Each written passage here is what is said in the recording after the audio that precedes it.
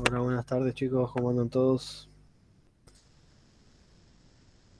Buenas, buenas, ¿todo bien? Va, Juancito. Todo bien, acá andamos. ¿Ustedes qué onda? ¿Qué se cuentan Lunes complicado. para empezar la semana? Con calor. Un frío. Y yo estoy en Santiago del Estero, no hace tanto frío como deben tener ustedes ahí, pero sí, sí está frío para lo que estamos acostumbrados. Está para los mates. Olvídate. Buenas, ¿cómo andan? ¿Cómo les va? No, pero ¿Qué ¿Todo tal? bien? Profe, ¿cómo va? ¿Todo bien? Bien. ¿Qué se cuentan? Acá Nada, hablamos del calor que hace. acá, Ah, bravo. una semana interesante en el trabajo. ¿Sí? ¿Por qué? ¿Por bueno o por malo? Y, bueno, lo comento, trabajo en una empresa dedicada a lo que es venta de insumos agropecuarios Sí. y como es de público conocimiento el problema de la chicharrita, si escucharon en algún momento, que afectó la cosecha de maíz. no, la peor. Generó pérdidas importantes en todo el país, por lo menos en esta parte de la zona norte, y estamos con el tema de la cobranza y está un poco complicado todo. Ah, está difícil para cobrar en todos lados igual, pero ¿qué es la chicharrita? ¿Qué es? ¿Un bicho? Sí, un bicho. Ah, Funciona como un vector que transmite un hongo que sale de la tierra, en cierta etapa de la planta del maíz la afecta para que eh, como que le corta el crecimiento, afecta el desarrollo normal del grano de maíz y en algunos casos no desarrolla nada o, bueno, mira, distintas problemáticas. mira qué interesante, no lo sabía. No, yo no escuché nada, pero bueno, a veces uno porque tampoco escucha, digamos, la parte, o por lo menos yo soy de leer el diario digital, pero nunca leo, viste, que hay una parte de campo, ahí seguro lo decía, pero nunca lo leí. Claro.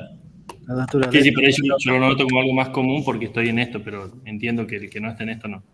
Claro. Bueno, ahí les pasé el formulario. Bueno, ¿estoy grabando? Sí, estoy grabando, el formulario lo pasé. Bueno, vamos a empezar a ver base de datos, ¿sí? ¿Cómo va, Maxi? Un par de cosas les quiero comentar antes. Esta semana se habilita una segunda instancia de el EFI, del examen integrador de la parte de JavaScript. Va, de todo en realidad. Si ya lo hicieron y aprobaron, no lo hagan de nuevo, porque la nota que, no voy a decir que vale, pero que queda es la segunda. O sea, por ahí si la segunda vez lo hacen mal, que no son las mismas preguntas, son otras, la nota que les queda es la de la segunda. Así que si ya la aprobaron, dejen, nada, no hagan el segundo. No hace falta, ¿sí? Más que nada es para todos aquellos compañeros que por ahí la semana pasada tuvieron algún tema, no sé, enfermedad o no sé, lo que sea, y no lo pudieron hacer, tienen esta semana también para hacerlo, ¿sí? Punto número uno. Punto número dos, el trabajo práctico de JavaScript, que no es ese, es lo otro que tienen que entregar, lo que se pide es súper básico, ¿sí? No se vuelva loco, ni por ahí alguno ya quiere dejar o algo por el estilo. Lo que se pide es que hagan una, un formulario que tenga por lo menos dos o tres o cuatro campos, con dos está bien, que tenga un tipo de validación, cosa que hicimos en clase. ¿Sí? Y después, por otro lado, que consuma algún tipo de API, cualquiera sea. ¿Sí? Las que yo les pasé, las tres son las más básicas que hay. ¿Por qué? Porque no requieren nada adicional. Hay otro tipo de API como la de Marvel, que uno tiene que hacer algo adicional, que tampoco es muy complicado, tampoco es que es muy complejo, o sea, si lo quieren hacer no hay ningún problema, pero tienen que crearse una cuenta, esa cuenta les va a dar una especie de key, que es como una llave para utilizarlas, no es tampoco muy difícil, pero lo único que tienen que hacer para ese trabajo integrador de JavaScript es consumir un API y el formulario con validación. Nada más. Todo lo demás que quieran hacer, bienvenido sea, está súper bueno, pero no hace falta, ¿sí? Como mínimo, eso que les planteé yo. Sí, Juan, decime. No sé si estás hablando, estás muteado, ¿eh? Ay, perdón. A lo que me refería, lo que quería consultar era el tema, lo que yo había entendido de la parte de las validaciones JavaScript era hacer en el login. Por eso, en el login es un formulario, así que no pasa nada. No sé, si utilizaron otro formulario o alguno hizo un proyecto que no sea igual al que veníamos haciendo en clase y tiene un formulario y ese formulario le ponen unas validaciones, está bien. Si no, en el login del que hicimos nosotros. Ok, ¿Okay? profe. Y después que también hay que consumir una API desde el proyecto final, digamos, porque yo lo entendía por el desafío que había puesto que era como algo, no era el proyecto, era... No, el desafío que yo les planteé era totalmente opcional. No sé si vieron el mail que yo les mandé, eran 3 cosas. El desafío que yo les mandé, totalmente opcional, que lo podía hacer, yo vi que me mandaste uno, está buenísimo.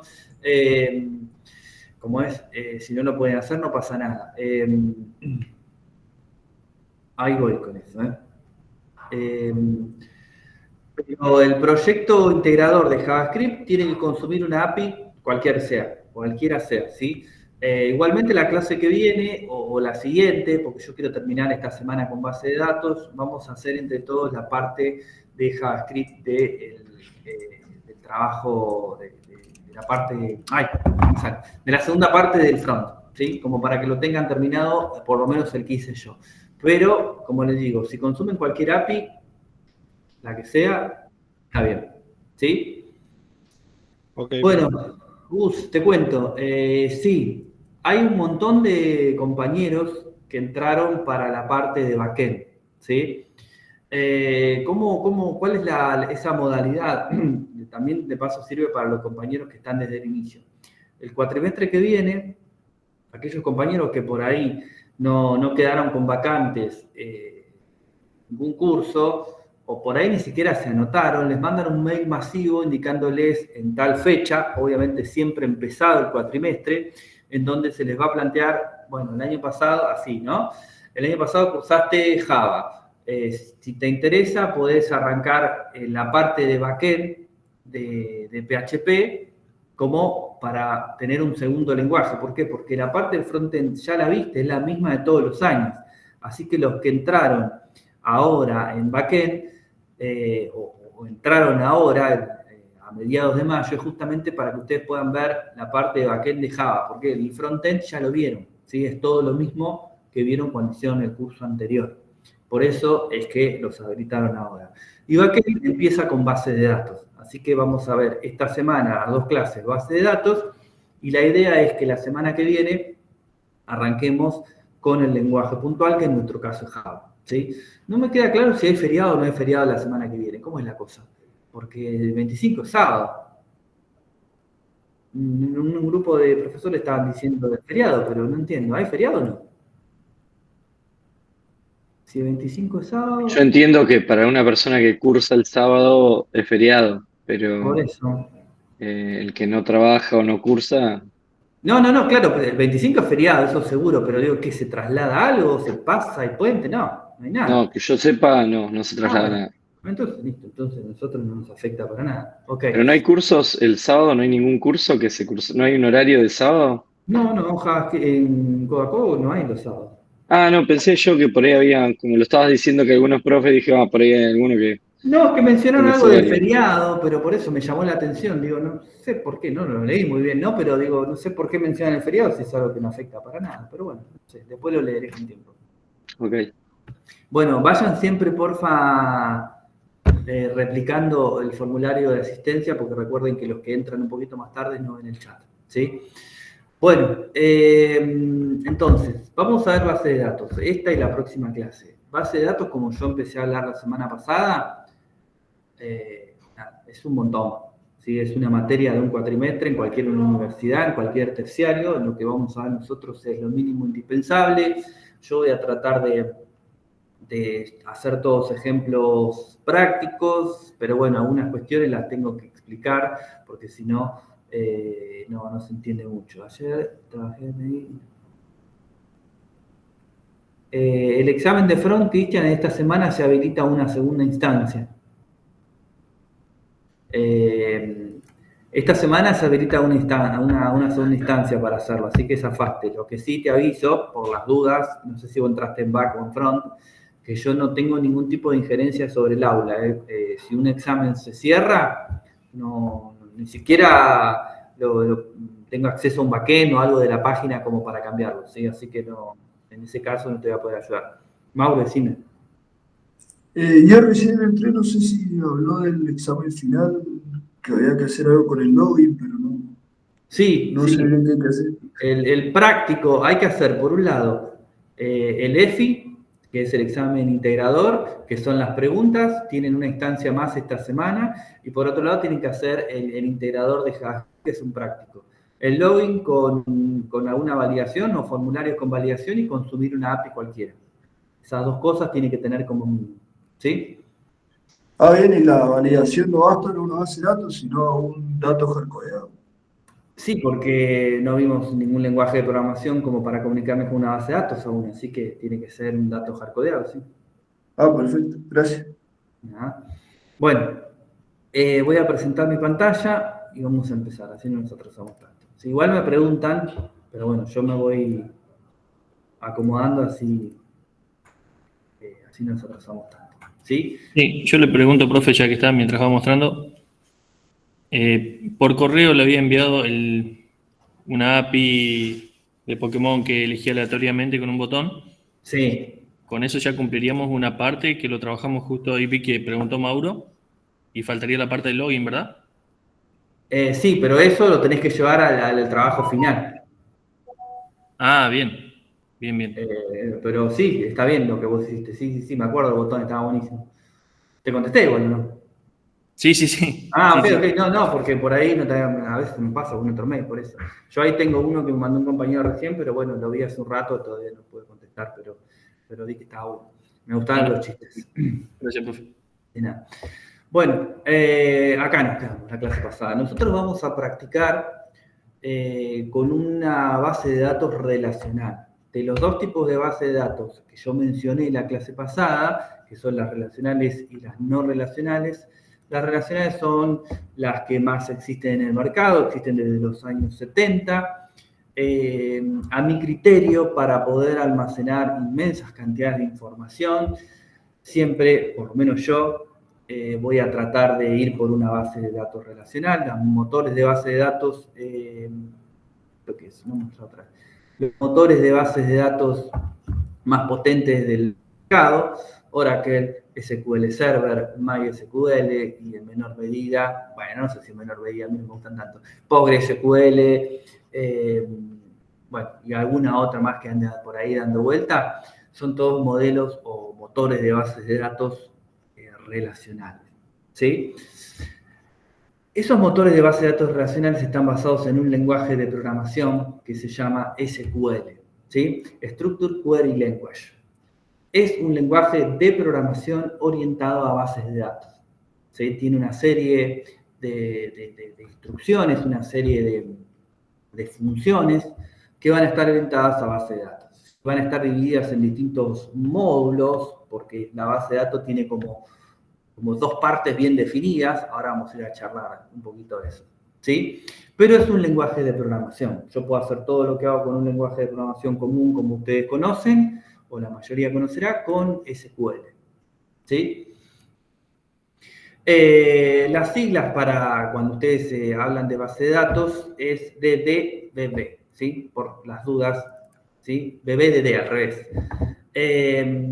Nunca entendí bien cómo es la explicación de cuando uno usa una abreviatura, por qué repite las letras, ¿sí? Pero BBDD significa base de datos. Es una explicación de lengua y literatura que no voy a traer en este momento, pero significa base de datos. Esperen que alguien quiere preguntar algo. ¿Sí? ¿Alguien preguntó algo? Sí, profe, yo quería consultarle si me quedó la duda de eso que dijo que es un lenguaje de programación, porque por lo que yo tenía entendido era un lenguaje de consulta estructurado, digamos, para administrar base de datos, pero no un lenguaje de programación en sí. Sí, es un lenguaje de programación en sí, fíjate, porque tenés variables, podés crear variables, tenés if, tenés switch, tenés todas las estructuras de un lenguaje de programación lo tenés dentro de SQL, del lenguaje SQL. Además, también es un lenguaje, si se quiere, ¿por qué digo si se quiere? Porque a veces hay algunas pequeñas diferencias estándar, porque si vos sabés SQL, podés manejar SQL Server, podés manejar MySQL, PostgreSQL, inclusive Oracle, ¿sí? Bueno, acá, y MariaDB y MySQL son primos muy cercanos, ¿sí? Tiene una historia como esas que están dando vueltas por internet medias locas, pero son muy parecidos. Cambia un poco cuando utilizás lenguajes no SQL como Mongo, por ejemplo, ¿sí? Pero es un lenguaje de programación. Bueno, ¿cómo lo vamos a utilizar? Tenemos dos maneras, o varias maneras, mejor. Yo las reduzco a dos, pero son varias maneras. Nosotros necesitamos, por un lado, el motor de base de datos en sí, y por otro lado, un gestor de base de datos, ¿sí? ¿Cuál sería la diferencia? Espero que están llegando algunos compas. Como ingresos brutos, es cierto lo que dice Ramiro. ¿Qué es esto que me apareció acá? ¿Lo ven ustedes? Como un rayo. Qué raro esto, salen cosas ¿No es nuevas. para dibujar? Sí, pero apareció nuevo ahora. Bueno, Ah, yo no lo tengo. no sé, me apareció hoy, nunca lo había visto. Bueno, no importa. Vamos a utilizar por un lado un gestor de base de datos y por otro lado un motor de base de datos. El motor de base de datos es el que se va a encargar de entender las instrucciones que yo voy a escribir con el lenguaje SQL y poder ejecutarlas sobre la base de datos. Un motor de base de datos no tiene una interfaz gráfica, ¿sí? La puedo utilizar directamente desde el MySQL CLI o CLI, desde el shell, ¿sí? Cosa que nosotros no vamos a hacer porque si no nos vamos a volver locos, ¿sí? Yo puedo ejecutar acá instrucciones desde el shell y puedo hacer insert, o sea, puedo insertar datos en una base de datos, puedo crear una base de datos, puedo crear una tabla, puedo crear un índice, puedo crear relaciones entre tablas, insertar datos, borrar, modificar, todo desde la línea de comando, ¿sí? ¿Cuál es la ventaja? Si ustedes tuviesen que, por ejemplo, importar una base de datos inmensa, desde un gestor de base de datos con un modo gráfico es muy probable, por ejemplo, que se termine colgando porque empieza a utilizar tanta memoria que la queda, ¿sí? En cambio, si nosotros utilizamos la línea de comandos, el shell, y hacemos la misma acción, como esto prácticamente no utiliza nada de memoria, lo podemos dejar corriendo ahí, tarde lo que tarde, que en algún momento se va a ejecutar y va a terminar, ¿sí? O sea, todo lo que no utiliza un modo gráfico tiene un consumo de recursos muchísimo menor. No sé si alguna vez laburó con administración de servidores. Yo tuve un tiempo haciendo algo, pero porque, no sé, caí y terminé haciendo eso. Yo todo el tiempo utilicé servidores Windows, porque la empresa esa trabajaba en Windows, y el modo gráfico, o sea, como el Windows de cualquiera de nosotros. Pero después, bueno, vino un pibe que realmente sabía, me enseñó cómo todo lo hacía con el comando. No manejaba para nada el modo gráfico. Obviamente había que saber un montón y tener un montón de experiencia, pero claramente era algo muchísimo más útil, más dinámico, más ágil, más todo, ¿sí? Pero bueno, había que tener el conocimiento de cómo se escribía cada una de las instrucciones, ¿sí? Cosa de que no es poco. Entonces, por un lado vamos a tener el motor de base de datos y por otro lado vamos a tener lo que es un gestor de base de datos, que es un programa como cualquiera que conocemos, que se va a conectar con ese motor de base de datos y nos va a ayudar a nosotros a poder ejecutar instrucciones, a poder crear bases de datos, poder crear tablas, índices de una manera mucho más sencilla, como cualquier aplicación de Windows, ¿sí? Arrastrando cositas, con código, lo puedo escribir a mano también, pero me va a ayudar a que la escritura sea más fácil porque me marca los errores, ¿sí? Nosotros vamos a hacer o sea, vamos a utilizar un gestor de base de datos, pero vamos a escribir los comandos que necesitamos. Es como que es un merge de las dos cosas. A mí no me gusta valerme de las herramientas de drag and drop y esas cosas porque después no las tenemos y no sabemos para dónde ir, pero sé también, por otro lado, que un gestor de base de datos es mucho más fácil de trabajar que línea de comando. Entonces podemos utilizar un poquito de los dos puntos. ¿Sí? ¿Cuáles son estos gestores de base de datos que nosotros tenemos? Al igual que los IDE para programar, hay de todos los colores, formas, y siguen apareciendo todo el tiempo. ¿Sí? PHP-MyAdmin, Heidi, Workbench, SQL Little, DBViewer, hay un montón. ¿Sí? Hay algunos que tienen unas ventajas, otros que tienen algunas desventajas. Por ejemplo, Workbench, que es el que yo les voy a utilizar, es el que viene o el que se recomienda desde Apache Foundation. ¿Sí? A pesar de que lo recomienda la Apache Foundation, Workbench a veces en algunas tareas se cuelga y, por ejemplo, Heidi es mejor en esas tareas pesadas que Workbench. Es como todo en la vida, ¿sí? Nada es excelente, todo tiene su pro y su contra. ¿Sí? Ahora, necesitamos estas dos cosas para que esto funcione. ¿Sí? Yo puedo instalar las dos cosas por separado o puedo valerme de alguna aplicación que traiga todo lo que yo necesito para trabajar. ¿Saben a dónde apunto? Si alguno ya trabaja esto, que es el famoso XAMPP. ¿Sí? ¿Qué es el XAMPP? Es una herramienta para desarrolladores que trae un conjunto de herramientas que me pueden llegar a mí a ayudar a programar en lo que sea. ¿Sí? Bueno, en lo que sea no. Sobre todo en PHP. ¿Qué tiene de bueno XAMPP? Lo único que hago es siguiente, siguiente, siguiente y no hago más nada. ¿Sí? Les voy a mostrar todo. Menos el cliente de Shell, porque acá me van a matar los de la coordinación y ustedes también. ¿Sí? Pero si nosotros queremos utilizar el modo gráfico o utilizar un gestor de base de datos, vamos a hacer lo siguiente. Me voy a venir a la ventanita donde estamos todos. ¿Sí? Y voy a instalar XAMPP. Profe, ¿el Sí. MySQL Workbench es solo para MySQL o sirve para otros gestores, otros motores también? Creo que solo para MySQL. La verdad que no lo usé para otra cosa yo.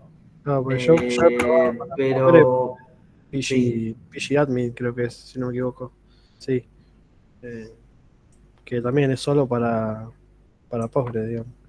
Claro, no te quiero mentir, yo no lo usé para otra cosa, esa es la verdad, pero por ahí te podés conectar con otro motor, habría que leer la documentación, pero a mí no se me ocurrió conectarme con otra cosa.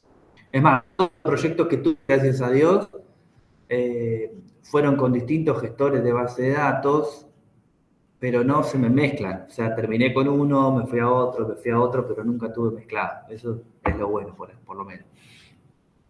Ahora los proyectos que tengo tienen todos, uno MariaDB y otro MySQL, así que me sirve cualquier gestor para los dos, pero por ejemplo acá, creo que no lo tengo más, el SQL Server. No, lo desinstalé, pero en esta máquina tenía hasta hace un tiempo el SQL Server. Lo que pasa es que esta tiene un disco de estado sólido y tiene re poco espacio. Bueno, me voy por la rama. El XAMPP, ¿sí? Trae un montón de cosas, ¿sí? Trae lo que necesitamos, que es MariaDB, ¿sí? MariaDB es prácticamente lo mismo que MySQL, tiene algunas diferencias que no nos van a nosotros a cambiar en nada, ¿sí? Así que cualquiera de los dos nos sirve. Trae un servidor Apache, ¿sí? Trae tanto el gestor de base de datos como el motor de base de datos para trabajar con MariaDB, trae PHP y trae Perl, ¿sí? Cuando yo me descargo XAMPP, me dice automáticamente qué sistema operativo yo tengo instalado. Si tengo Linux, si tengo Windows, e inclusive si ustedes revisan acá, y esto que les estoy diciendo no es para nada raro, tienen versiones anteriores de SAP. ¿Por qué les digo esto? Que les va a pasar, ¿sí? Nosotros no somos PHP, estamos en Java, pero les va a pasar en Java también. No siempre los proyectos en los que trabajen van a ser nuevos. Les van a dar trabajo para hacer de proyectos que están hace 1000 años corriendo. ¿Sí? Ojalá que fuese así, pero no. Yo, por ejemplo, uno de los proyectos que tengo está en PHP, no está en Java, y encima está en PHP viejísimo. Está en un PHP 5.3.8. Y PHP va por la versión 8 y pico. ¿Sí? Entonces, yo tengo descargado SAMP, la última versión, y tengo una versión anterior. ¿Sí? ¿Cómo se ve SAMP? Cuando lo descargan y lo instalan, se va a ver algo así. ¿Sí? Esto es el panel de control de SAMP. Yo necesito tener corriendo, si no es que lo puse automático, los servicios de MySQL y Apache. ¿Sí? No, Apache no hace falta, con MySQL corre bien. Pero tiene que estar este servicio en running, no tiene que estar en stop. Si está en stop, quiere decir que no está funcionando. ¿Por qué? Porque estas cosas se instalan como servicios. Quiere decir que es algo que está latente a la espera de la ejecución. No es como un programa de Windows que yo lo abro y empiezo a trabajar, ¿sí? Sino que es algo que está latente en un segundo plano. Cuando yo necesito algo, lo invoco y la aplicación contesta. Por ejemplo, si yo tengo el MySQL corriendo, si quiero hacer un insert a una base de datos de mi aplicación, si no está el SQL corriendo, no funciona. ¿Sí? En este caso, como les digo, este SAMP es viejísimo. ¿Sí? Fíjense que, una pavada, simplemente para que lo sepan. Esperen un segundito. Fíjense que lo está corriendo desde una carpeta que se llama --SAMP. Yo me vengo acá, al disco de mi máquina, yo tengo el SAMP acá abajo instalado, fíjense, y tengo el --SAMP por acá arriba. O sea, tengo dos versiones instaladas. Cuando yo necesito me paso de una a la otra. Ustedes se van a instalar, se van a descargar y se van a instalar este que está acá. ¿Sí? Seguramente les va a decir que la carpeta por default va a ser esa SAMP, no la --SAMP. Espera un segundo,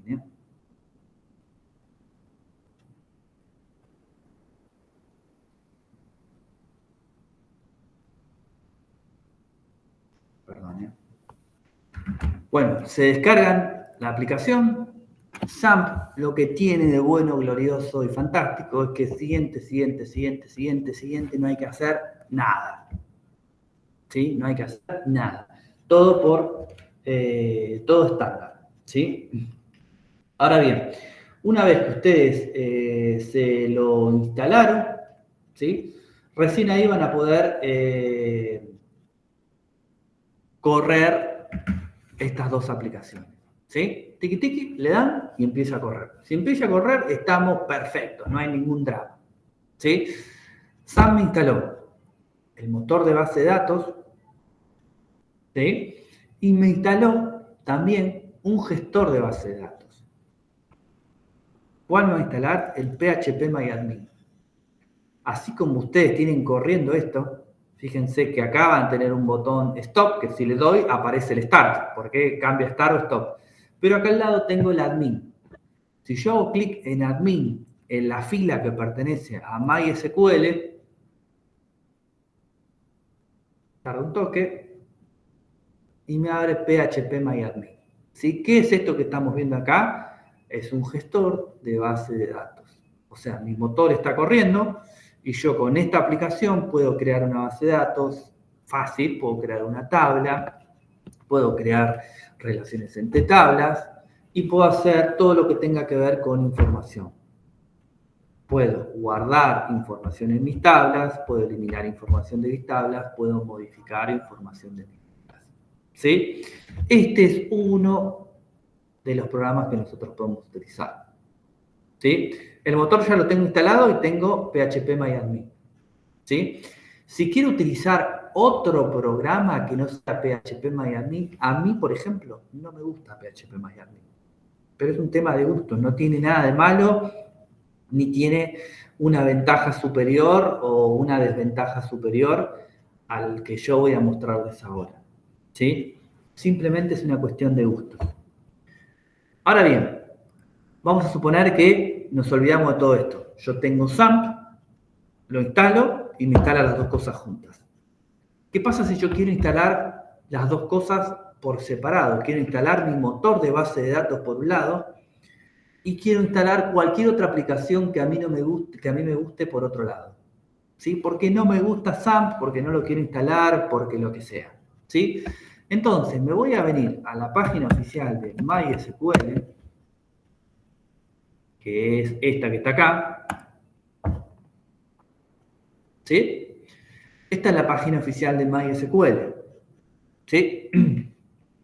Bueno, nos habla de los productos que tiene, obviamente, se hacen propaganda. A veces no entiendo qué tanta cosa ponen, bueno, no importa. Pero, obviamente, fíjense que aparece acá abajo, que es de Oracle, MySQL. ¿Sí?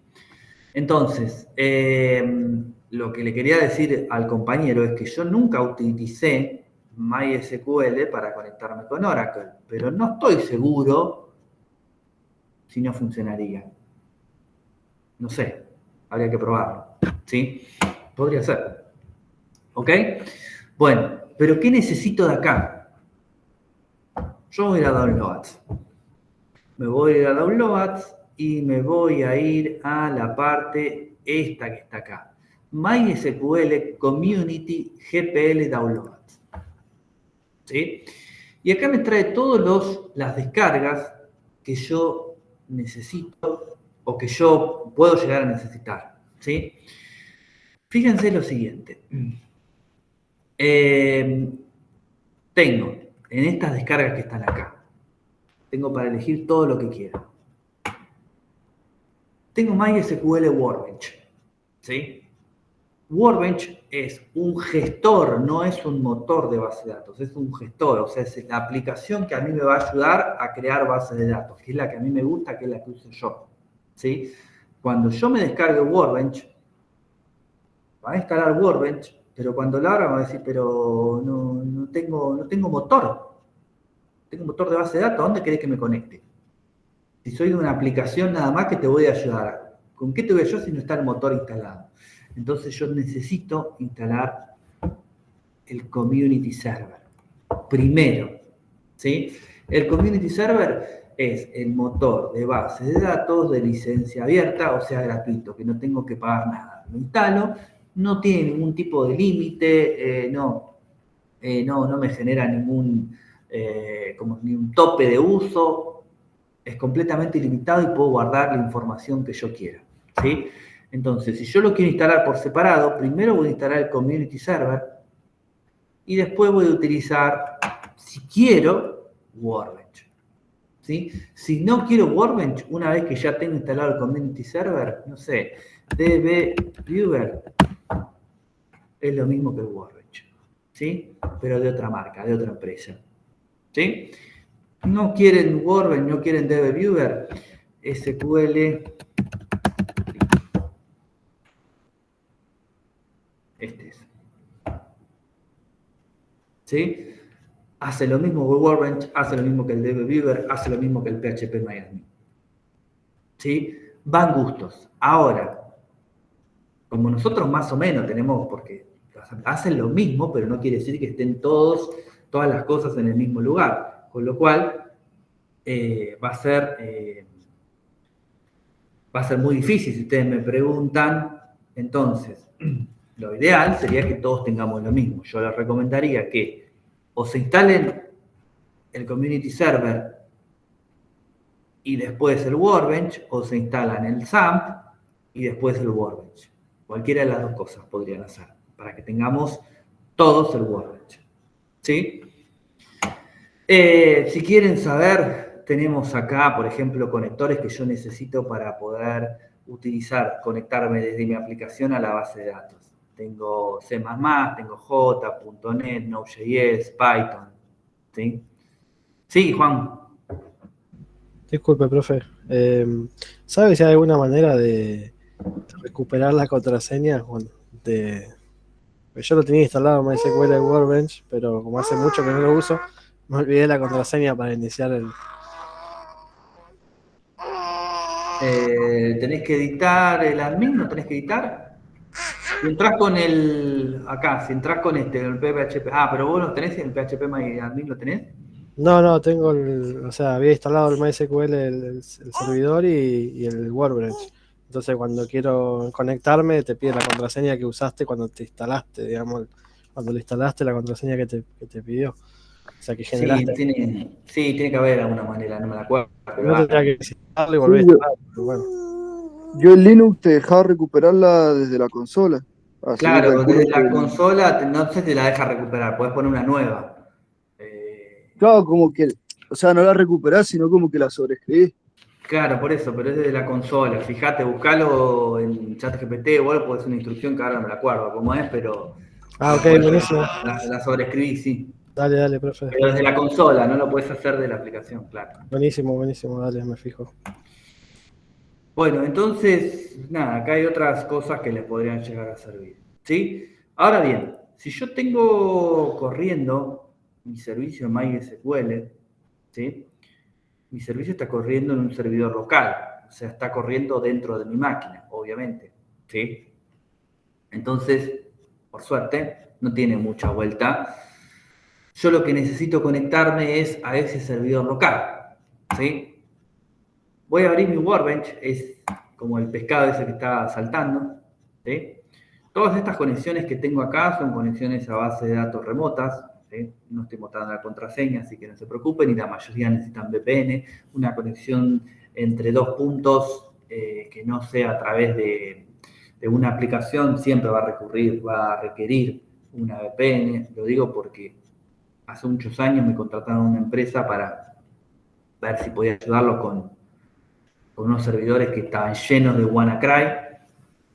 Nada, ni me calenté, le dije lo que podemos hacer es formatear todo más o menos, pero bueno, ojo con eso, ¿sí? Bueno,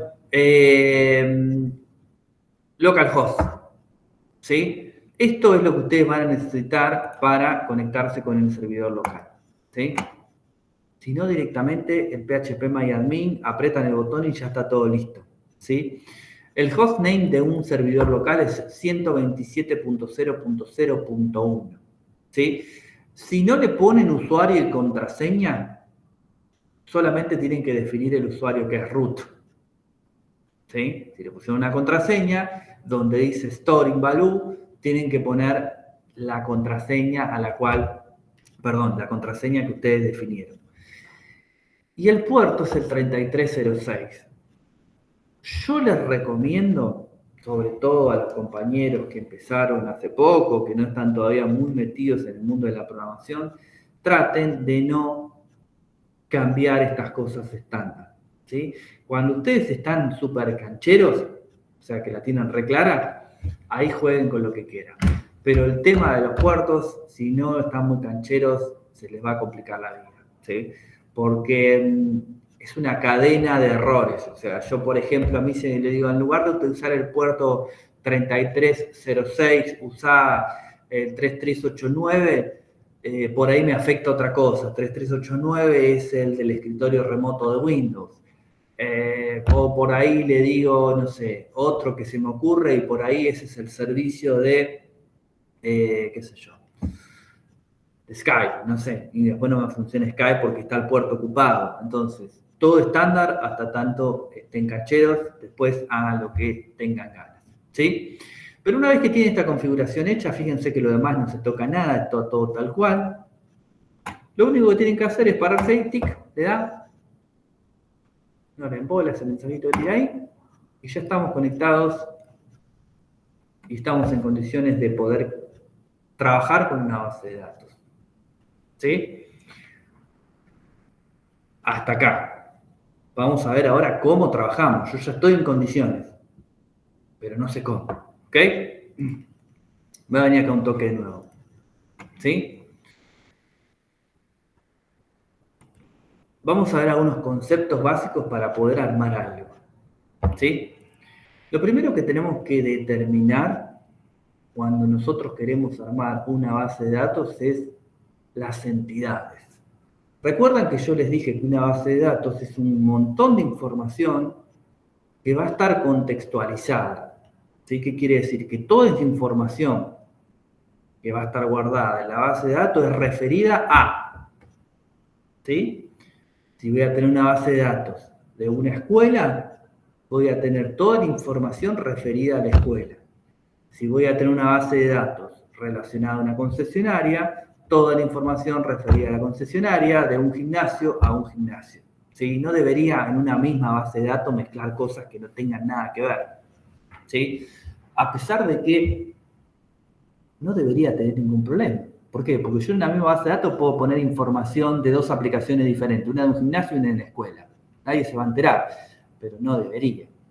¿Sí? La base de datos va a tener información referida a tal negocio en particular. O sea, profe, que tendría que estar, o debería estar toda la información relacionada. De alguna manera, podría no tener alguna relación directa, pero debería tener una relación aunque sea indirecta. ¿Sí? Por ejemplo, se me ocurre a mí, en la base de datos de la escuela, ¿sí? Yo podría tener la información de todo lo que les mencioné, de los alumnos, de los profesores, de los pagos, de las cuotas, de las asignaturas, de las materias, y se me ocurre que podría llegar a tener la información de los pagos de los servicios, luz, gas, teléfono. ¿Sí? Son de la escuela, está bien que estén ahí, pero no va a estar relacionado directamente con los otros temas. Pero tiene que haber, aunque sea una relación indirecta, con toda la información que va a estar guardada ahí. ¿Sí? Lo primero que necesito entender, ¿cuáles son las entidades? ¿Qué es una entidad?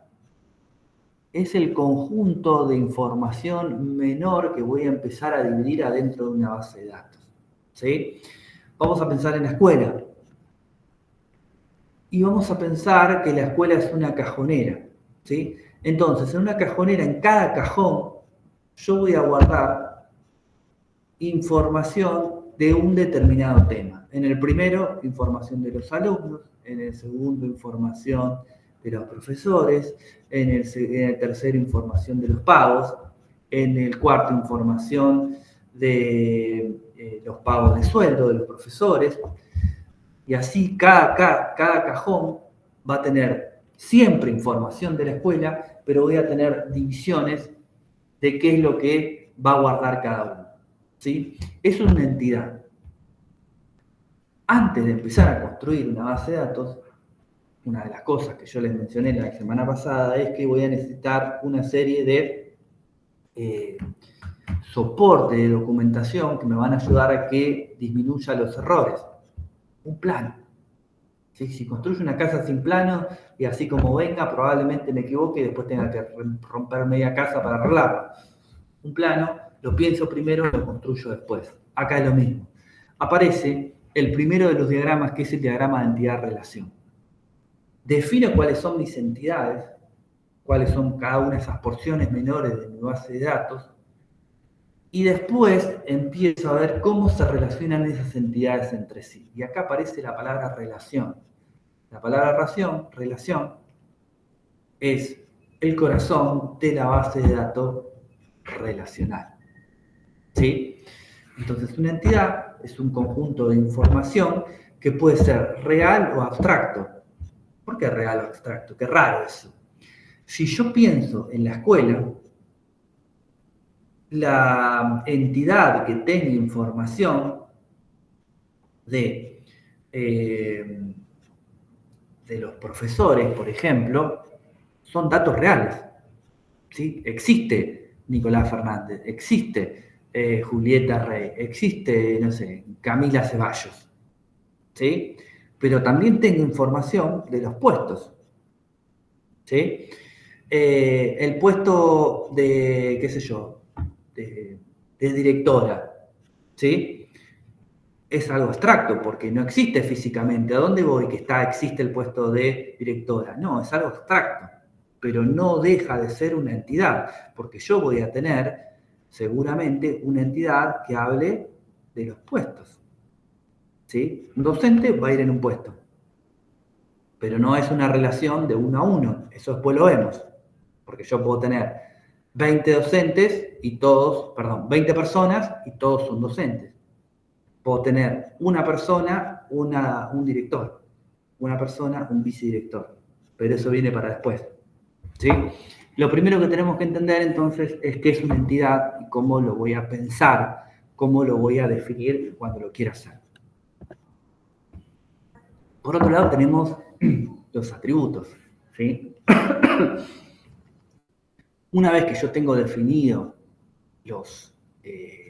las entidades, voy a empezar a definir qué es lo que quiero guardar en cada una de las entidades.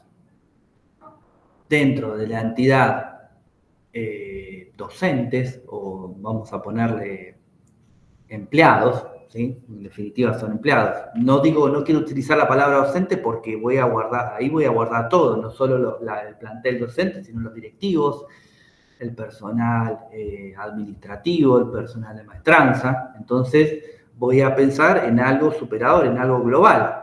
Yo voy a tener una entidad que se va a llamar personal, donde voy a tener los nombres de todo el personal, ¿sí? Entonces, en esa entidad voy a empezar a generar campos. Los campos son los distintos datos que yo quiero guardar. Pero nos aparece esta palabra, atributos. ¿Qué es un atributo? Es la cualidad que va a tener cada uno de los datos que yo quiero guardar, ¿sí? Cada uno de esos datos van a tener cualidades diferentes, porque no es lo mismo un dato donde yo voy a guardar un nombre, que donde voy a guardar un DNI, que donde voy a guardar un mail, que donde voy a guardar una contraseña, por ejemplo, ¿sí? Cada uno de esos campos va a tener particularidades, y esas particularidades se llaman atributos. Todo esto que yo lo estoy pensando en el aire, yo después lo voy a construir. ¿Y qué es lo importante de todo esto? Que una vez que yo lo construya, el motor de base de datos va a ser el que tome el control y que me diga, pará, vos me dijiste que esto era así, ahora, Lola, lo cumplimos a rajatabla, ¿sí? Por eso es tan importante definir bien de antemano una base de datos. Obvio que se puede corregir, ¿sí? Más vale. Pero no es lo mismo corregir algo a los 5 minutos de haberlo hecho mal, o directamente no haberlo hecho mal, que a mí me pasa lo mismo también.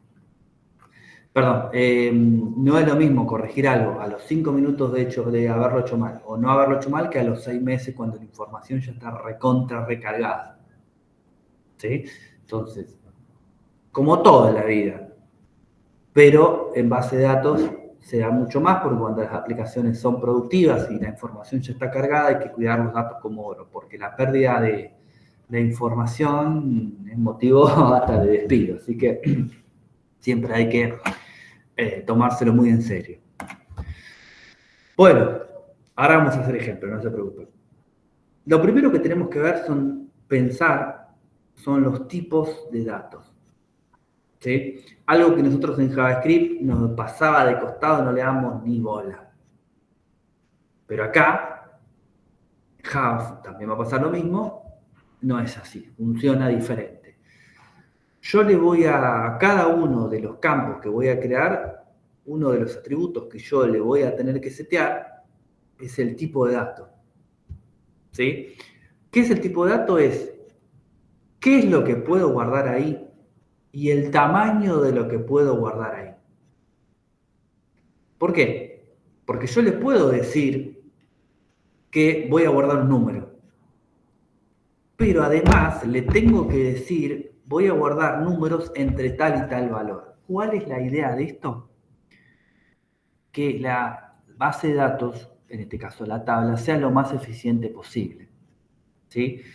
Vamos a suponer, no es un dato que se guarde, ya lo sé, eso sí, pero es un ejemplo súper claro. Si yo tuviese que guardar la edad de una persona, ¿sí? La edad de una persona, ¿qué sentido tendría decirle, acá podés guardar un dato entre 0 y 2.000 millones? ¿Cuánto puede vivir una persona? Con toda la furia, vieron que están esos casos en China que son súper polémicos, que dicen, no, el otro día salió un Infobae que una persona en China estaba viva hace 132 años, pero nunca se había registrado correctamente, así que uno nunca sabe. Pero bueno, vamos a suponer que 110 años, ¿sí? Y aparte no sé si se registraría una aplicación a los 110 años, pero bueno, no importa. No tiene ningún sentido que yo defina que en ese dato se pueden guardar tantos millones, porque lo puedo acotar a lo máximo posible, ¿sí? No se me ocurre ahora otro ejemplo que podría ser así de claro, pero la edad claramente es un ejemplo súper básico. La edad no se almacena porque la edad se calcula a partir de una fecha de nacimiento, ¿sí? Pero en el caso de que lo necesitemos, no tiene mucho sentido, ¿sí? Por eso es que dentro de los tipos de datos hay 2 subdivisiones y dentro de esas 2 subdivisiones hay otras divisiones más. Dentro de los tipos de datos numéricos se dividen en los que guardan números con coma y los que guardan números enteros, ¿sí? Dentro de los que guardan números enteros voy a tener el tiny int, el small int, el int y el big int, ¿sí? Bueno, también tengo lo que son el decimal y el numérico, ¿sí? Pero vamos con estos primeros. Fíjense que nosotros ahí tenemos connotaciones científicas como para anotar números enormes. Claramente, ni yo sé explicarlo, ni tampoco soy profe de matemática, pero los primeros 2 se ve claramente. El tiny int puede guardar un número entre 0 y 255.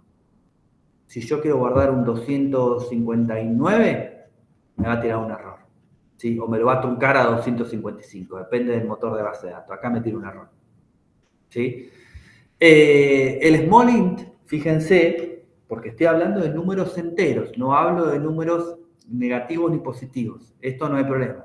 Puede guardar de menos 32.768 a 32.767. Me paso de ese número y ya no me lo guarda. Entonces, fíjense cómo acá empieza todo lo que tiene que ver con el análisis funcional. Si yo tuviese que crear una aplicación de 0 para un gimnasio, ¿sí? Aunque sea de barrio, ¿sí? Y yo para ponerle un número de socio elijo el small int. Mi aplicación el primer año va a funcionar bárbaro, el segundo también, el tercero también, pero es muy probable que después de determinado tiempo, que gente fue, volvió, vino una clase, no vino, que en algún momento, ¡pum!, la aplicación me tira un error. Yo como usuario no tengo ni idea de qué es ese error. Pero después viene el programador y dice, claro, lo que pasa es que el cliente que quisiste anotar, después de 10 años de actividad, es el 32.768. Y el dato que pusieron, o que pusiste en su momento, es un small int. Entonces, fíjense que acá tenemos que empezar a hacer análisis de cada uno de los datos que queremos guardar, cómo se guarda y qué tipo de datos es, ¿sí? Bueno, después tenemos el int y el big int. Fíjense que hay una connotación científica, son números muchísimo más grandes. Acá al costado tienen el espacio que ocupan de memoria física, o sea, de disco rígido, ¿sí? Y después tenemos por otro lado el money, que es para guardar connotaciones muchísimo más precisas. Esto tiene que ver obviamente con dinero, ¿sí? Y después por otro lado tenemos el real y el float, que guardan números con coma, ¿ok? Vamos a hacer un ejemplito ahora de cada uno, igualmente quiero hacer un ejemplo real, ¿sí? Por otro lado tenemos los alfanuméricos. Alfanuméricos, vuelve de nuevo esta palabra. Recuerden que el alfanumérico son números y letras, ¿sí? La única diferencia es cómo es tratado el dato. Acá, en cualquiera de estos, ¿puedo guardar un 1? Sí. No hay ningún problema. ¿Puedo guardar un 40? Puedo guardar un 40. Pero es un alfanumérico, no es un numérico. Cuando le quiera sumar ese 40 a un 1, me tira un error. Pues son 2 tipos de datos diferentes. A no ser que haga algo en el medio, que ustedes ya saben cuál es. Los 2 tipos de datos alfanuméricos es el char y el varchar. ¿Cuál es la diferencia? Ninguna y todas. ¿A qué me refiero? Con los dos puedo hacer lo mismo, pero la diferencia que tengo en el char es que el char yo voy a definir una cantidad máxima de caracteres a guardar. Por ejemplo, 100. Yo voy a decir que en campo apellido voy a guardar 100 letras. ¿Sí? Si yo de esas 100 letras ocupo 1, ese campo va a ocupar en memoria como si estuvieran escrito las 100 letras. Si ocupo 2, como si hubieran escrito las 100 letras. Si ocupo 8, como si hubieran escrito las 100 letras. ¿Sí? En cambio, el varchar, la palabra var viene de variable.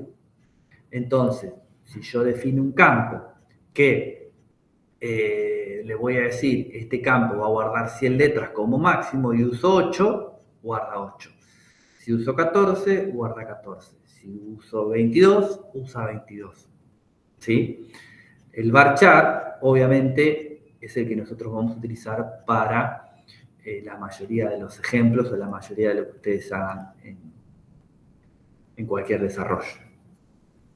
Hay otros tipos de datos, está el booleano que acá no se menciona, el booleano es para guardar dos estados, true o false, y tenemos los tipos de datos de fecha.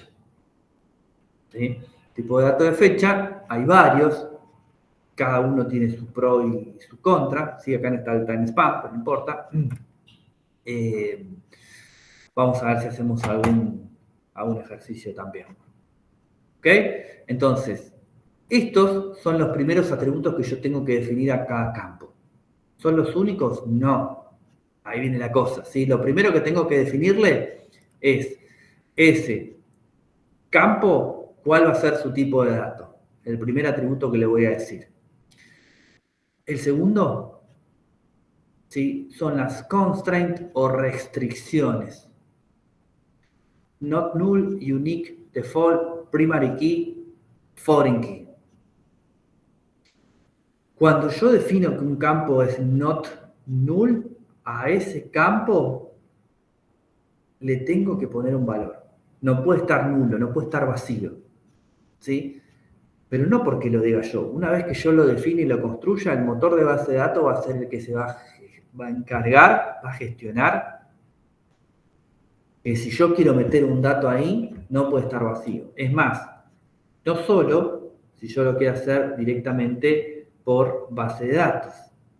Si yo lo quiero hacer por mi aplicación, va a pasar lo mismo. Me va a tirar un error y me va a decir, este campo dice el motor de base de datos que tiene que estar lleno.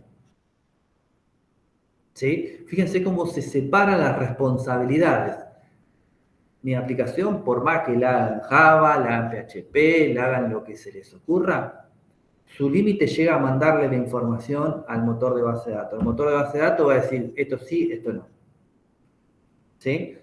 Inclusive puedo hacer doble responsabilidad para validar de un lado, para validar del otro, es lo que corresponde. ¿Sí? Pero el primero de las restricciones es el not null. Por otro lado tenemos el unique. Hay una confusión a veces entre el unique y el primary key. ¿Sí? El unique es un tipo de dato único. Un tipo de dato único. ¿Dónde lo van a utilizar siempre? En el mail. Yo no debería tener, vamos a ver, volvemos al colegio, ¿sí? Dentro de mi personal, 2 personas con el mismo mail.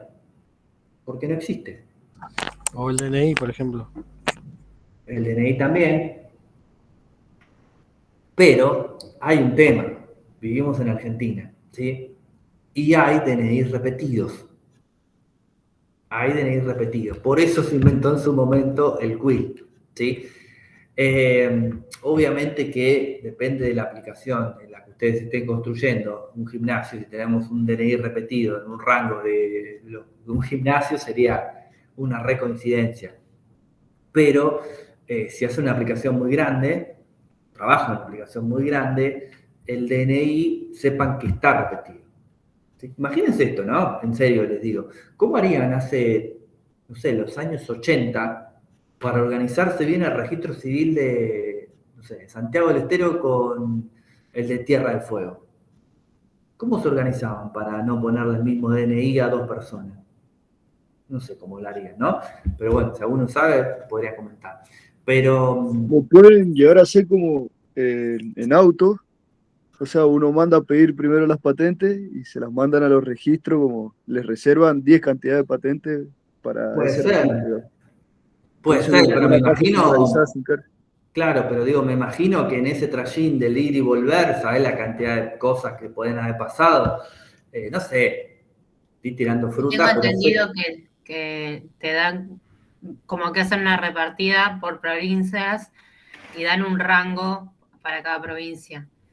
Bueno, Por ahí capaz que hay gente de, no sé, de Misiones, que es más grande y tiene un número de documento de una persona más joven de Buenos Aires. claro. Sí, sí, seguro, de alguna manera en su momento se habrán organizado, pero sepan, porque existe, que hay DNI repetidos. ¿Sí? Pero bueno, es un ejemplo también válido el DNI, que podría ser único. Por otro lado tenemos el default. El default es una restricción en donde yo, como administrador de base de datos, o sea, como administrador, como la persona que creó, puedo definir un valor por default.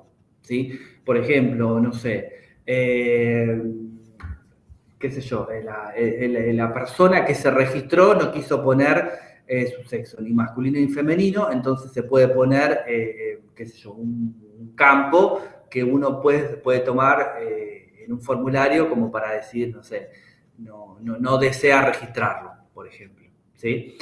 O se me ocurre, qué sé yo, el código postal, ¿sí? También podemos setear un valor que sea un número que sabemos que no corresponde a ningún código postal y después ese valor nosotros lo podemos tomar como no lo registró o no se registró. Como para poner algo y que no quede vacío. Nosotros podemos setear un valor por default. Si no se suministra ese valor, ponemos uno por default. ¿Sí? Y después vienen las grandes frutillas del postre, que son el primary key y el foreign key. ¿Qué es una clave primaria? Vendría a ser como el segundo corazón de una base de datos relacional. ¿Sí? Vamos a darlo fácil con Excel. Una clave primaria, por lo general, va a ser un número que yo le voy a asignar a cada registro. Cada registro es la colección de campos. ¿Sí? Vamos a poner nombre, apellido, dirección y localidad. ¿Sí? Cada uno de estos es un campo. Si yo acá pongo mi nombre, mi apellido, mi dirección, ¿sí? Cada uno de estos corresponde a un campo. Y un registro es la colección de todos estos campos, o sea, la fila. ¿Sí? ¿Y qué es una clave primaria? Es un número que yo le voy a asignar dentro de esta tabla que no se va a poder repetir. Y de nuevo, ¿quién se va a encargar de que no se repita? El motor de base de datos. ¿Sí? Si yo no puse ningún tipo de validación, yo podría estar de nuevo cargado. Estaría mal, ¿sí? Pero va a suceder esto. El dato que yo no voy a poder repetir es este primero que está acá. Vamos a ponerle ID. Podría ser ID socio, ID cliente, ID personal, lo que sea. Yo le voy a poner ID. ¿Sí? Este valor que va a estar en esta columna, yo le voy a decir al motor de base de datos, encárgate vos de poner este valor. Y el motor de base de datos se va a encargar de que este número nunca se repita. ¿Sí? Vuelvo a lo mismo. No quiere decir que una persona no pueda estar repetida, porque si yo no hice las validaciones suficientes para que los datos no se repiten, se va a repetir. Pero este dato de acá no. Entonces, si yo tengo un dato que no se repite y estoy seguro que no se repite, yo tengo una manera de recuperar este registro. O este. Y voy a estar seguro que ese registro que yo recuperé es único. ¿Sí? Nunca voy a poder recuperar 2 registros con el ID número 1, porque yo ya sé que este campo que está acá es una PK, es una Primary Key. ¿Y quién se va a encargar de que esto no se repita? El motor de base de datos. Tenemos varias maneras, después la vamos a ir viendo, ahora vamos a un ejemplito, ¿sí? Pero Profesor, va a ser el sería motor. una característica, perdón, ¿no? Una característica de la base de datos sería la Es un redundancia. atributo de esta tabla. Sí, sí, Perdón, sí. lo de redundancia, digamos, sería la redundancia mínima, porque por ejemplo, no sé, un dato como por ejemplo la ciudad se puede repetir en distintos. Sí, ¿no? eso tiene que ver con la redundancia mínima, tiene que ver con las formas normales. Ahora vamos a hacer, no creo que lleguemos hoy, pero la clase que viene hacemos un ejemplo de eso y de cómo se relacionan. Pero yo sé a dónde vas, pero todavía falta un toque para eso. Pero sí, es cierto lo que voy a decir. Ok, profe. Bueno, les decía, entonces, este dato no se va a poder repetir. Inclusive, si yo quiero forzarlo, o sea, si yo le digo a la base de datos, meteme este registro así, de nuevo, la base de datos me va a decir, no, esto hay una infracción de la restricción de clave primaria, no lo puedo insertar, y no lo va a insertar. Por más que quiera hacer lo que quiera, no lo va a insertar. Hasta tanto, yo acá no le pongo un 4, o no le ponga nada. Si no le pongo nada, es el propio motor de base de datos en ponerle un 4. ¿Sí? Esto estaría mal también. Estaría mal, pero yo tengo que ver cómo poner esa información para que no se repita. Pero el motor de base de datos se va a preocupar porque ese dato que está ahí no se repita. ¿Sí? Ahora vamos a suponer que yo tengo diferentes personas. ¿Sí?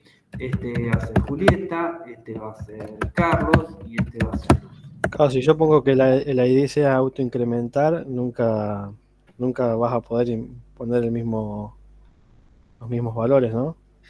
Claro, si vos le decís que es autoincremental, no le decís nada, le pasás solamente estos datos y el ID se encarga el motor de base de datos de ir incrementándolo. No tenés que poner nada. Bueno, háganse de cuenta que son personas diferentes, qué sé yo. López y González, un clásico. ¿Sí? Ahí está. Todos son de Quilmes, no, uno de Lanús. Uno de Avellaneda. ¿Sí? Bueno, vamos a suponer que yo tengo todos estos datos. ¿Ok? Ahora, vamos a suponer lo siguiente. ¿Sí? Hasta acá vimos todas las restricciones, pero me está faltando esta que está acá. La de foreign key. Una foreign key es un dato que yo tengo en una tabla que en otra tabla ese dato es una llave primaria, o sea, una primary key. ¿Sí? Vamos a suponer que yo tengo ese plantel de docentes, de personas, no de docentes. ¿Sí? Vamos a poner acá que son personal. ¿Sí? Yo voy a tener otra tabla dentro del motor de base de datos que va a decir que tengo, no sé, un director, un vicedirector y que tengo, no sé, un docente. ¿Sí? Esos 3 puestos tengo. Ahora, esto no lo voy a hacer tal cual deberíamos hacerlo. ¿Sí? Lo hago simplemente para que entiendan lo que es una foreign key. Yo le podría decir que el director es Luz López. ¿Sí? Le podría decir que el vicedirector es Julieta Sarmiento. Y le podría decir que el docente es Carlos González. ¿Sí? Si esto yo lo tengo en una base de datos, yo en lugar de escribir nuevamente esto, ¿sí? Puedo hacer otra cosa. puedo decirle que en lugar de Luz López, el director es 4. ¿Qué es este 4 que está acá? Es un dato que hace referencia a este 4 que está acá. Y este 4 que está acá, ¿quién es? Luz López. El vicedirector, en lugar de ser Julieta Sarmiento, ¿quién es? 2. Este 2 que está acá hace referencia a este 2 que está ahí, Julieta Sarmiento. Y Carlos González, en lugar de escribir Carlos González, digo 3. Hace referencia a este que está acá. ¿Sí? A su vez, esta tabla va a tener su propio ID. ¿Sí? Un espacio ahí. ID. Puesto. Y acá vamos a poner docente. No, personal ID. Entonces, este que está acá es la PK propia de esta otra tabla que se llama puestos. ¿Sí? Si yo acá sigo agregando otro puesto, pongo celador, ¿está bien, no? Con C, sí, está bien. Acá voy a tener un 4. ¿Sí? Capaz que no tengo nada cargado acá, porque no tengo ningún celador. ¿Sí? Los otros ocupan otros puestos. Pero lo importante es que este dato que está acá, este que está pintado en amarillo, no es una llave primaria, porque la llave primaria es esta. Esto que está acá es una FK, una llave foránea, una foreign key. ¿Por qué? Porque este dato que va a estar guardado en este campo es una PK, una clave primaria, pero en otra tabla. ¿Sí? ¿Y qué gano con esto? Esto lo vemos en la clase que viene, no se preocupen. ¿Sí? ¿Qué gano con esto? Que una vez que yo establecí la relación entre estas dos tablas, el motor de base de datos se va a encargar de mantener estas relaciones.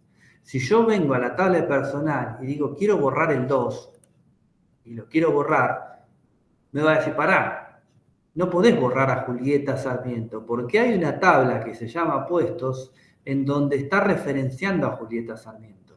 Primero anda a la tabla puestos, elimina este dato y después vení acá y yo te dejo eliminar a Julieta Sarmiento. Eso, que vamos a seguir viendo, se conoce como integridad referencial de una tabla. ¿Sí? Y el motor de base de datos es lo que obviamente más va a cuidar, porque si no, no funcionaría nada. ¿Sí? Y es el corazón de una base de datos relacional. ¿Sí? Vamos a hacer un ejemplo. Me voy a venir acá. Lo primero que tengo que hacer, igual acá está detallado, después si ustedes... Después lo seguimos hablando, pero vamos a hacer algo. Lo primero que tengo que hacer es crear una base de datos. ¿Sí? Voy a decirle create database prueba 1. Pinto con el rayito que está ahí one row affected, loguito en verde. Tengo que refrescar acá y me dice que hay una base de datos que se llama prueba 1, justo como yo le puse. Lo segundo que tengo que hacer, si yo no definí un esquema estándar, lo voy a poner en uso. Le voy a decir use prueba 1. Pinto, ejecuto. Y fíjense que prueba 1 ahora está en negrita. ¿Sí? Ahora, ¿qué más? Tengo creada una base de datos. Lo que quiero hacer ahora es crear dentro de esa base de datos mi primera entidad. Fíjense que, como siempre les digo, si ustedes tienen un triangulito mirando a la derecha, yo le hago clic y se abre. Fíjense que ahora se abrió y tengo tablas, vistas, store procedure y funciones. Cada una de estas sirve para algo, ¿sí? Yo lo que quiero ahora es crear una entidad. Las entidades se crean en el apartado de tablas, ¿sí? Pero no hay nada. Fíjense que no hay más triangulitos. Entonces, vamos a crear nuestra primer tabla. Como ya está en uso prueba 1, la tabla donde la va a crear, en prueba 1. ¿Sí? Le voy a decir create table y le vamos a poner clientes. Por ahora nada, ¿sí? Vamos a crear la tabla. Pinto, rayito, me tiré un error. ¿Por qué? Porque yo no puedo crear una tabla sin nada. ¿Sí? Fíjense que el error es descriptivo. A table must have at least one column. La tabla tiene que tener, aunque sea un campo. ¿Sí? Vamos a crearle un campo. ¿Para qué? Para eliminarla y después la volvemos a crear un poco más completa. Abro y cierro paréntesis y dentro de este paréntesis le voy a tener que definir esta tabla que va a tener. ¿Sí? Vamos a algo básico, así después la eliminamos. Le voy a decir que va a tener un campo que se va a llamar ID y que va a ser int. ¿Sí? Bueno, el pipe no va. Ahí está. ¿Sí? Si yo esto lo ejecuto, ahora sí, simbolito verde, y si yo me vengo acá, fíjense que en tables me apareció un triangulito. Abro y me dice, tenés una tabla que se llama clientes. Abro el triangulito de nuevo y me habla de foreign key, que no tiene nada, de trigger, que no tiene nada, pero de columnas, si abro, me dice, hay una columna que se llama ID. Y acá abajo me dice que ID es del tipo int. ¿Sí? Esta columna que creé no le seteé nada. ¿Puedo insertar datos ahí? Sí, pero no tiene ningún tipo de control. Es como un tiradero de datos ahí que ponga lo que ponga, va a funcionar siempre. ¿Sí? Segundito.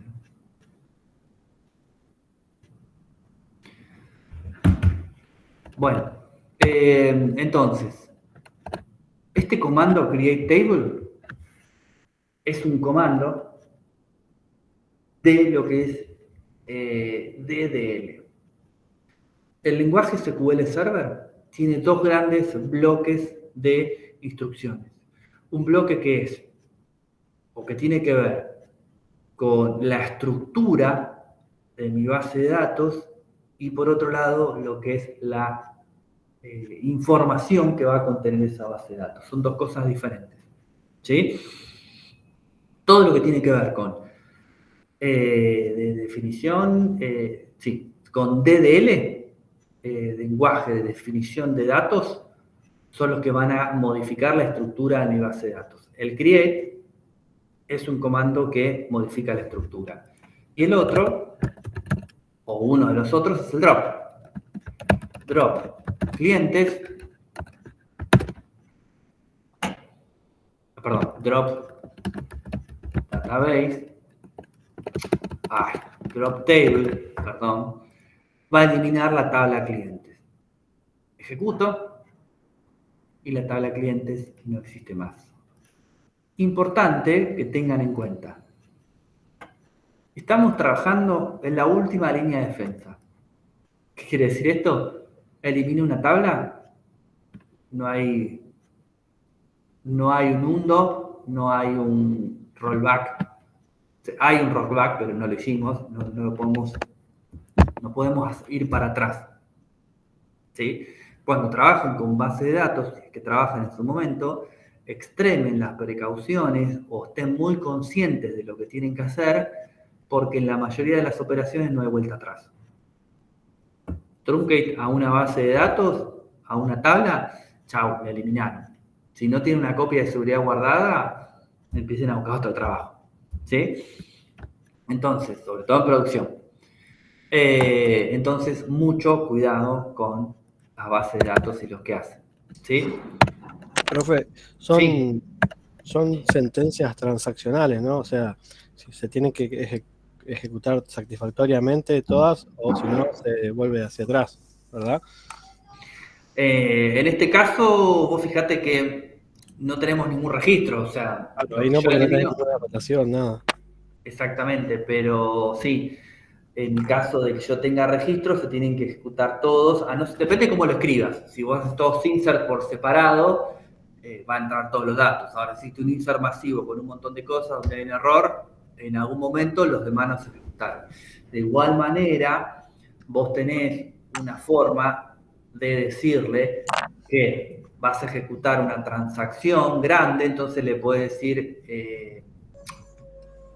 ¿cómo se llama? Como que la simule sería. Una vez que la ejecutó, si se ejecutó correctamente, le pones un commit y queda firme, o le pones un rollback y vuelve para atrás. Se puede hacer también. No creo que lo veamos nosotros porque la verdad que es bastante, mucho más adelante. Vamos a crearla de nuevo la tabla clientes, pero vamos a poner un poco de onda. Create table, no, cliente no, como dijimos, personal. ¿Sí? Es una tabla que va a tener la información de las personas que trabajan en mi colegio ficticio. ¿Sí? Va a tener un ID, lo voy a necesitar.